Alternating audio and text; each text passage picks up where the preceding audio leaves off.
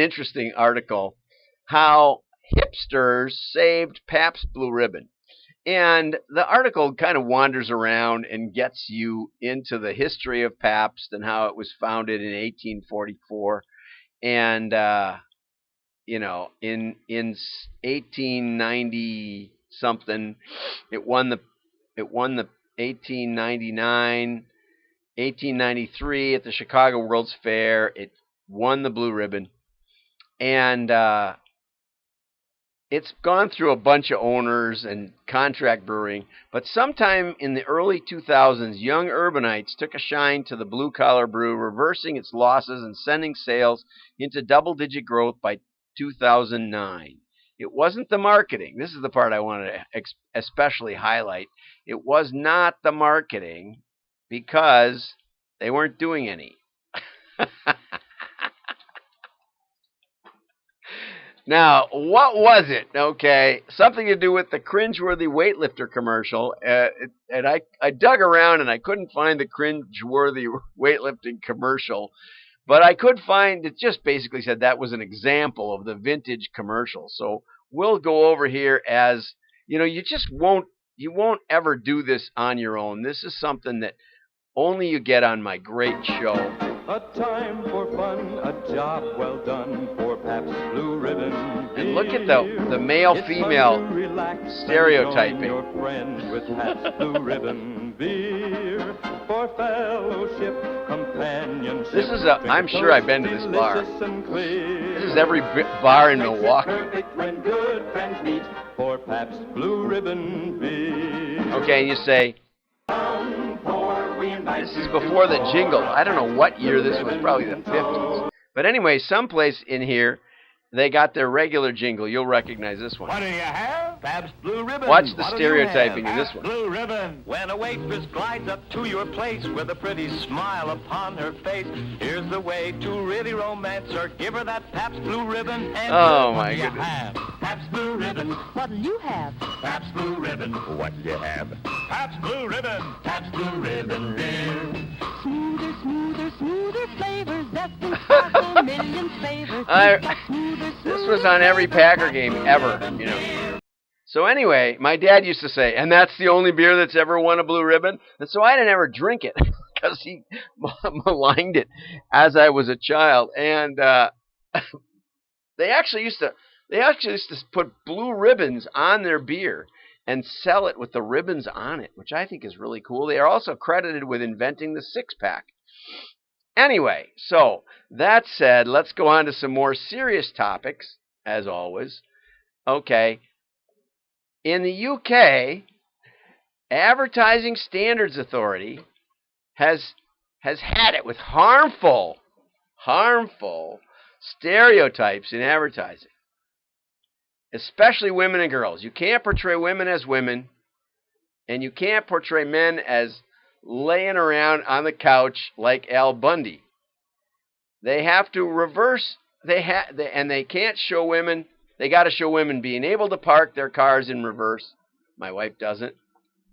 And they got to show men doing the laundry. I don't either. I put it all in the same load, and that was the end of that. I didn't know. It's a washing machine. So put the dirty wash in the washing machine and wash it. Anyway, so interesting article, really interesting article. Who wrote this? Dick Van der Lick. Okay, very interesting article. You only have a few seconds. That clip of the women and the men was only 4 or 5 seconds in the commercial. So creatives don't want to generalize, they have to. That's why Germans eat sausage, fat people are jolly, blondes are dumb. I'm not sure that's so true anymore. But, they're smart and dumb, both. And I love sausage. I just love sausage. I'm German. And when I'm fat, I'm usually jollier. I'm on this weight kick thing now, and I'm not. It makes me angry that I can't eat sausage.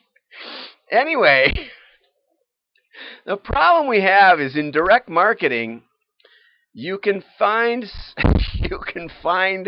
generalizations that are true. You can look at the Deep South and the graduation rates, and not everybody Everybody graduates high school. It's just the truth, And a lot of people chew tobacco and drink beer and stuff. I mean, there is something to the generalization. So how do we fight the ad police? Well, I think the key is to let your marketplace tell you how it wants to be portrayed. What do you mean? Okay, what I mean is direct marketing principles. Read Claude Hopkins' Scientific Advertising, scientificadvertising.com, for free. Download the short version. And let's put science on the team. Let's put science on the team and go back to the advertising police and say, you know what? Our customers like this. Look at the Foster ads. My daughter spent about a year in Australia. She said, Foster doesn't mean beer in Australia. But anyway, they can get away with that out in the rest of the world. So, but those are full of stereotypes, and it's sarcastic, and it's a big joke, and we have some fun. Brevity favors stereotyping. Okay, I agree. So, but interestingly, 7 times more speaking men than women. Men get the speaking parts if you just go across averages. And I think you got to get rid of these averages. You got to say my brand, A, B, A, B, A, B. And it's the best way is with direct mail. That's the clearest, most scientific, because there's higher engagement. People are looking at it, so your test results are real. Then roll it out and test it some more in other medium. That's the key.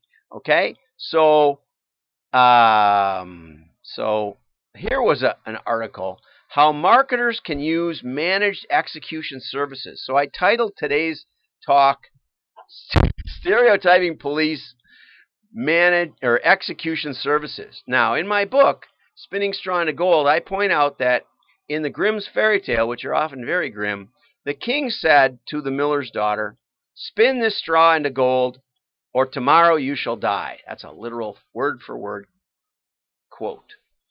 And I said, maybe marketers should get the same job performance standards. So when I saw this article, I thought it was about executing marketers. Because it's marketing execution services, not marketers execution. But it's not a bad article, and it says that sometimes your agency can give you strategic advice, but your actual marketing services are best delivered by the people who know how to run them, direct, without the middleman in the middle. And I actually agree, because I perform customer modeling, analytics, statistics, predictive modeling, you can call it what you want.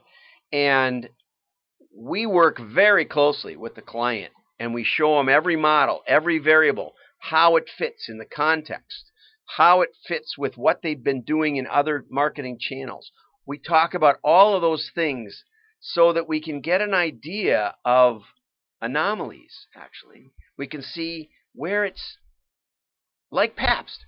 It was working somewhere. So now they're sponsoring craft events and stuff in urban settings. You leverage your anomalies where it's doing better than you expect, and you roll those out. Something to think about. Let direct marketing get you around. Let managed execution services get you around the stereotyping, and we could say the thought police, because that's what it is. Very dangerous stuff. Very dangerous. I'm John Miglosh. Like and share. Share shows you